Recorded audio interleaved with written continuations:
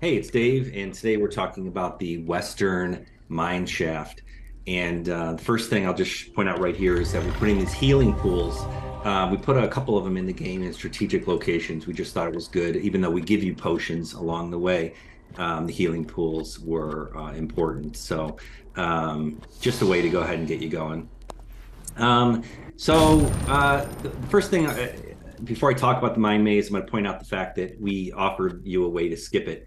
And we just didn't, since this is an adventure game and this particular sequence is not really an adventure sequence, more of an action Good sequence, we thought, idea. Picks the if somebody ravens. didn't Leave like that that, to we would let them Old. skip it. And so I think that's a good thing.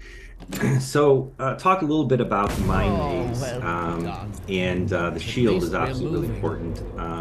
I'm just going to go in the gold shop and change out some stuff. It's always fun to mix it up, change my shield, change my wand, change the way Odin looks and stuff. But I will talk a little bit Try to about stay on the this maze tracks, would and you? less about the combat here because you can experience that yourself and see that. So when we were first working on this, Carl, I was a designer, Thane is our programmer, and Adam as our art lead. We started talking about the different things that we could do in the game, and certainly adventure was important because Shadowgate is an adventure game.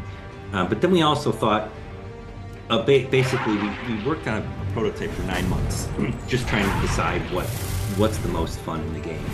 And the adventure part was definitely, the part that we really wanted to concentrate on. But as we went through the game, combat was really fun. And if we wanted to feel like a real dungeon, game, we just thought, combat would be great. And we really chose ranged combat just because we had a wand and we thought it would be fun, to throw fireballs and things, and then eventually get the ice feature, which is coming up in 2 rooms from now. But what we discovered is as we were playing the game is we were playing some of the early Vader Immortal game, and they had a sequence that you were on a skiff, and you were fighting some stormtroopers, and we thought it was really fun, and so we thought it'd be perfect if we were in a dwarven mine to have dwarven mine carts, and so it's just a super fun sequence to play through. We added, the ability to turn switches back and forth. We already taught you how to, use the runes to shoot the runes. So we thought that would open doors. And then we introduced these flying monster, mouth mobs in alcoves, and thought, it'd be just fun to have them come up and go down. Now, since this is not a procedurally generated game or whatever, and it's an adventure game, we want you to learn from past mistakes. The monsters pop up in the same spot, so you can learn if you die. You can learn where they come up and how to defeat them. And depending on your your level, your ability level, we make the mobs take less hits or more hits or whatever. But the shield also in this case was probably, this is where we really wanted to bring the shield in and make it really useful. And you have used it in other places certainly, but nothing like this. And so got to keep an eye on the diamonds that are around the shield to make sure it doesn't run out, and then you have to wait to recharge it. The other thing about this is, as Adam was working on this level, one of the things that came in, we originally had you staying in place and the level moving past you.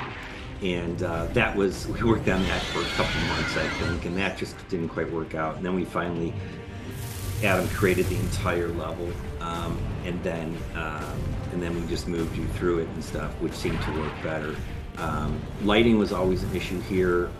We definitely wanted to make it feel more like if you go to a cavern, like here in Virginia, you've got Luray caverns, and they light them up with lights from underneath, and we thought that would be kind of the cool way to go, is to just light it up in different colors. So yeah, and then had Odin on the back, kind of talking to you as you go. So Well done, and then Thane did a soldier. great job of We've keeping, arrived in making one sure that piece. you kept on I'm that not track. worthy of a And we fireside had tons tale. of bugs just Mm, trying to go ahead and I'm jump off the train or move off the train or get hit off the train.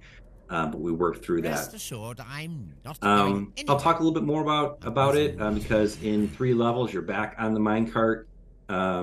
Here I used Odin Vision to see that there's a symbol on the wall, and I'm going to go into the next room. And that's the blue room. We just call it the blue room. I don't know why, because it's blue. And then we'll talk more about this and then this puzzle in well, the this is a next welcome one. respite from the So madness of thank the you mine for carts. watching, and we'll Oh, see look, you soon. floating. Bye-bye.